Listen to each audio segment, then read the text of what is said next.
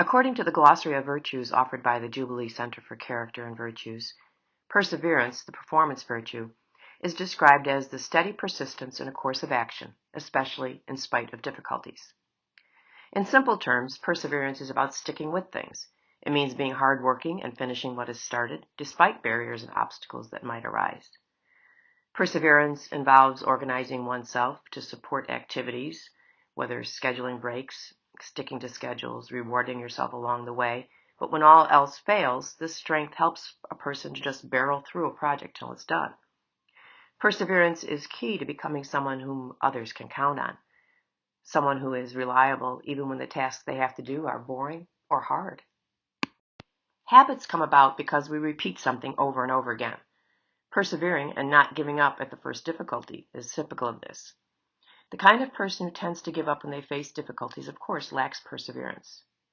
Persistent people are often seen as those who follow through on commitments, and this contributes to building trust, which can be a great foundation for good relationships, personal or professional.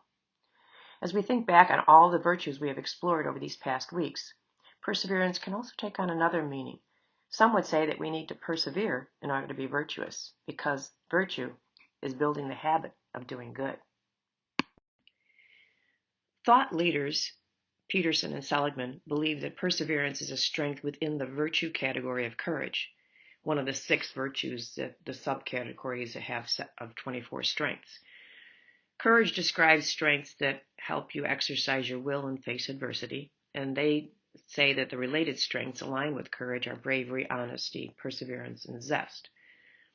We have previously looked at the work of thought leaders of the late Christian Peterson and Martin Seligman. They produced the Handbook and Classifications of Character Strengths and Virtue, that groundbreaking book that was published in 2004. It's basically a systematic classification and measurement of the widely valued character traits. In the handbook, the authors organized 24 specific strengths into 6 categories of virtues that seem to consistently emerge across history and culture. You can see those 6 categories on this slide. Their work in this book is organized into complex chapters, and it's actually a total of over 800 pages. And later, this all moved into the VIA Character Institute. You remember, you took the VAI Character Strength Surveys in Module 2 earlier this semester. Speaking of that VIA Character Strength Survey, this is a good time to pause and revisit the results of those assessments. This would be a good time to journal and think about, as you near the end of this academic term, what goals will you set for yourself in terms of the character strengths that you want to be sure to maintain, and which ones do you think maybe need further development? When Muhammad Ali was asked if he liked training, he replied, "I hated every minute of training. But I said to myself, don't quit, suffer now, and live the rest of your life as a champion." Ali prepared for his fights by pushing himself no matter how much it hurt. And that's what tough-minded people do when they're trying to achieve something difficult. They power through obstacles, they don't give up. Success often has much more to do with perseverance than it really does with a person's innate qualities. And that isn't to say that talent doesn't matter, just that it only goes so far without sacrifice and effort. In his book, The Boys in the Boat, author Daniel James Brown recounts the story of 9 scrappy working-class Seattle men who won the gold at the 1936 Olympics for rowing. Reflecting on the effort it took to be part of a world-class crew team, Brown quotes the boat builder, George Yeoman Pocock. "It is hard to make that boat go as fast as you want it to. The enemy, of course, is resistance of the water, and you have to displace the amount of water equal to the weight of the men and the equipment. But that very water is what supports you, and that very enemy is your friend. So is life. The very problems you must overcome also support you and make you stronger in overcoming them." Ali and the 1936 U.S. rowing team were hardly alone. Their experience doesn't just hold sway in sports. History is littered with people who failed repeatedly before they finally succeeded. The research findings on the benefits of perseverance are clear. We know that perseverance helps to improve skills, talents, and resourcefulness. Perseverance helps to build other character strengths. Perseverance builds self-confidence. Persistent individuals are often seen as dependable. They follow through on communications and can be a valuable member of teams. Persistent people tend to build trust and good relationships. And finally, persistent people learn to focus on task completion, not perfection. So they develop flexibility along with self-control. In their book, The Power of Character Strengths, the authors Nemec and McGrath offer a number of suggestions for developing our personal perseverance. In terms of relationships, they say, if we experience a relationship setback and feel the urge to pull back from an individual, perhaps we should consider instead how to use this as an opportunity to move into the relationship and to move it forward by addressing issues directly. As far as the workplace, Nemec and McGrath tell us that perseverance can help us to stick with projects until the goal has been reached. They suggest committing to giving regular updates to colleagues to help them with persevering and help yourself. In addition, we can emphasize effort over perfection, do the best we can rather than focusing on a final perfect outcome. In terms of community, these authors of The Power of Character Strengths point out the value of selecting a role model within our community who exemplifies perseverance, and then develop a plan to follow in their footsteps. In community-oriented projects, we can set small weekly goals, break tasks up into practical steps, and monitor our progress from week to week. In ourselves, really turning inward, Nemec and McGrath tell us to name a personal issue, a habit, or a vice that we'd like to work on, then reflect on what it would look like to persevere just a little bit more. If we return to that concept of the golden mean, and we're looking at the virtue of perseverance, well, we could look at the left-hand side, not enough, which would be really feeling helpless, and then the right-hand side, too much, we actually fall into the category of being obsessive. So in terms of, underuse, boredom, laziness, inertia are signs of perseverance being underused. Feelings of helplessness or lack of control may often be present in underuse scenarios. Some individuals are quicker to give up than others, and this may be due to too little confidence, too little knowledge or skill in terms of the topic or project at hand. Helpless, hopeless, and hapless are referred to as the depression triad that tend to accompany the underuse of perseverance. In any event, the underuse of perseverance can be very much related to the context, as a reflection of how confident or in control we feel in a particular situation. Also, unrealistically high expectations can also result in a failure to persevere. On the other hand, in terms of overuse, we think of situations where we express an unrelenting stubbornness to push forward, and this may involve unrealistically high expectations, but at this level it becomes an obsession. We do need to consider the wisdom of simply letting go when it's clear that a goal is out of reach, especially when persevering comes at the expense of family, relationships, and self-care. Some of us persevere so much in order to keep a relationship going that we fail to realize we may actually be in a potentially toxic situation or one that's no longer viable. This, Nemec and McGrath note, is where feedback from trusted others can play an important role in building perspective and perhaps honesty with ourselves. Angela Lee Duckworth is a psychologist. She is currently at the University of Pennsylvania in Philadelphia, and she studies intangible concepts such as self-control and grit to determine how they might predict both academic and professional success. You may be familiar with her. She left a high-flying job in consulting and took a job teaching math to 7th graders in a New York City public school. She quickly realized that IQ wasn't the only thing separating successful students from those who struggled. In her first TED Talk, she explains her theory of grit as a predictor of success. The first link on this slide will take you to that TED Talk.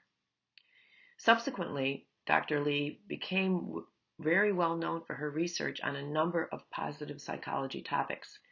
She still remains best known for her work on grit, but it is also important to note that she is the CEO of the Character Lab.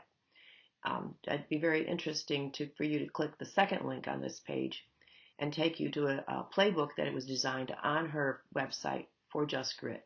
And while you're there, you really should explore the entire website. It's a really rich resource. You may be thinking, what could possibly be problematic with grit? Well, we know Angela Lee Duckworth defines it as perseverance and passion for long-term goals. Her research has found that students with high levels of grit are more successful in both academic and non-academic pursuits. As a result, a number of schools are exploring how to foster and even grade perseverance and passion. Leaders and educators are crossing their fingers that this might be another silver bullet that will give the boost to their struggling students. But a closer examine of the actual research on grit reveals that there are many missing pieces to the grit puzzle. And if we're not careful, encouraging our students to be gritty, or perhaps even worse, grading them on their level of grit, could actually do more harm than good. There's a lot more to grit than just identifying a goal and going for it. And before schools race off to make grit a key factor in student success, perhaps they should pause and consider a few things. First of all, how do we teach it?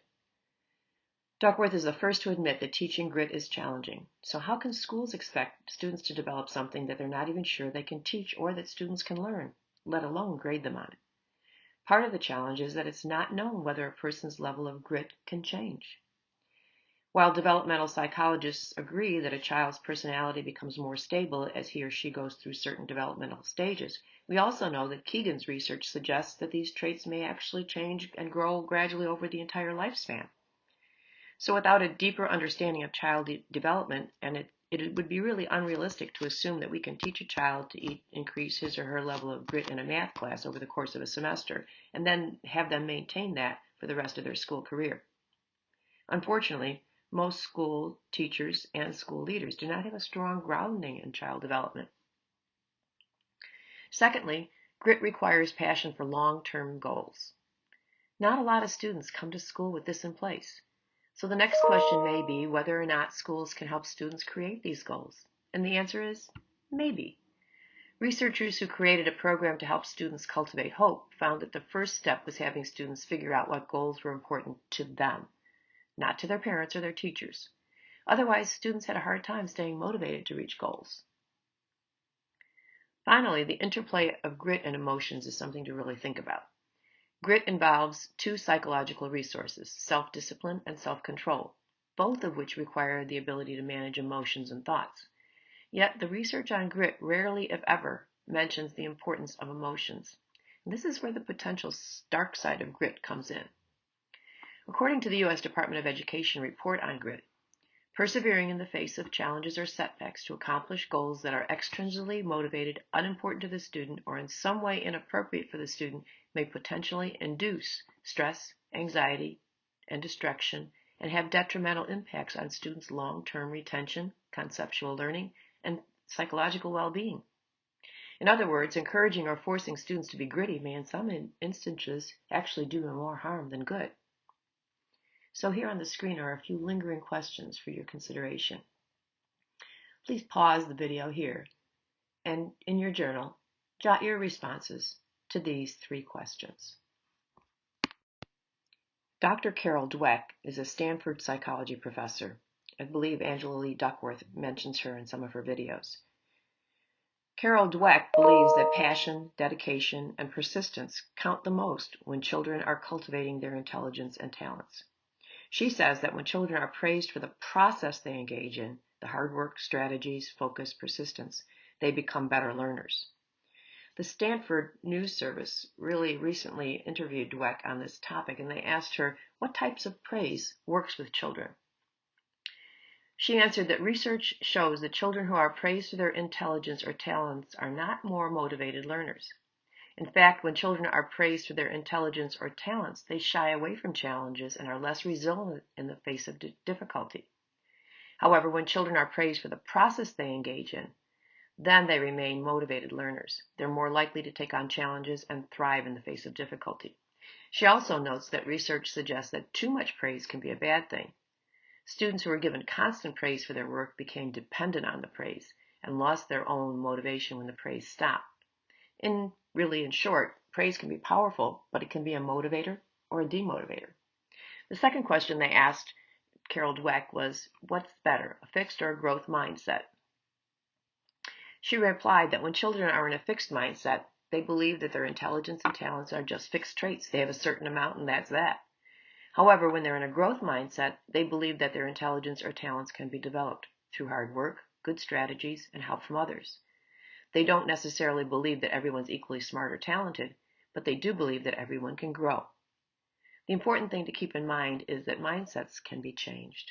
A growth mindset can be taught, and when it is, people can become much more motivated, more resilient, and more successful. There is really likely no character trait that's more vital to leadership success than perseverance. If we believe that everyone has limitless potential, then it's simply the level of perseverance that either grows or decreases that level of potential. And as such, perseverance is both success and failure's greatest ally. With great perseverance, failure leads to learning and ultimately success. Without perseverance, failure produces further failure. As such, perseverance can turn ordinary individuals into an exceptionally successful leader. On the other hand, a lack of perseverance can turn the most talented individual in the world into a leader of mediocrity.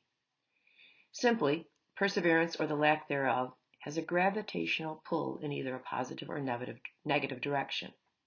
Failure is not a mistake, but rather an opportunity for learning and a gateway to future success, because the greatest lessons are not learned in the peaks, but in the valleys. Great leadership and momentous works don't come from mere intellect, strength, or resources, but rather from the undying engine of perseverance and a never quit mentality. To put it simply, perseverance is the mother of success. As Calvin Coolidge once noted, nothing in the world can take the place of persistence. Talent will not. Nothing is more common than unsuccessful men with talent. Genius will not. Unrewarded genius is almost a proverb. And education will not. The world is full of educated derelicts.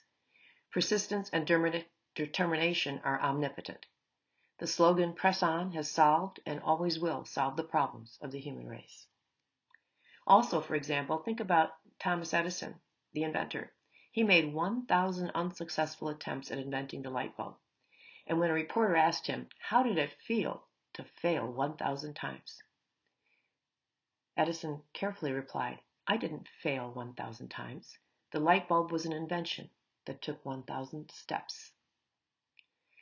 Winston Churchill noted that success is the ability to go from failure to failure without losing your enthusiasm. It's often difficult to understand why you're successful if all you experience are wins, and instead, the great lessons are really learned, as we said before, in the valleys, not the peaks. Jim Kouzes and Barry Posner noted that as weather shapes mountains, problems shape leaders. Leaders are learners. Many leaders run from failures in the valleys. Visionary leaders come to embrace these trying times, for out of these moments is where one's character is refined as gold in a furnace, and where one unlocks the greatest learnings. Remember that Confucius said, our greatest glory is not in never failing, but in rising every time we fall. Indeed, without embracing failure, a leader will rarely, if ever, witness success.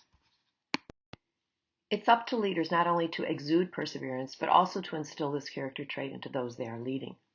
Great leaders are not only excellent learners, but also excellent mentors. And as such, leaders should build a culture that embraces failure, one in which failures are seen as a platform for continuous improvement rather than a platform for punishment. Accordingly, visionary leaders create a culture where it's not only okay to fail, but rather it's expected. Otherwise, change, innovation, and perseverance would be merely pretty words that never take shape or drive lasting impact. Instead, without a runway for failure, don't expect a runway for success. Obstacles are a frame of thought, and failures can be seen as one step closer to success or one step closer to failure. Leaders must not only embrace the limitless opportunity of failure and its best friend, perseverance, but also encourage others to fail so that they in turn can build perseverance, learn, and unlock their fullest potential.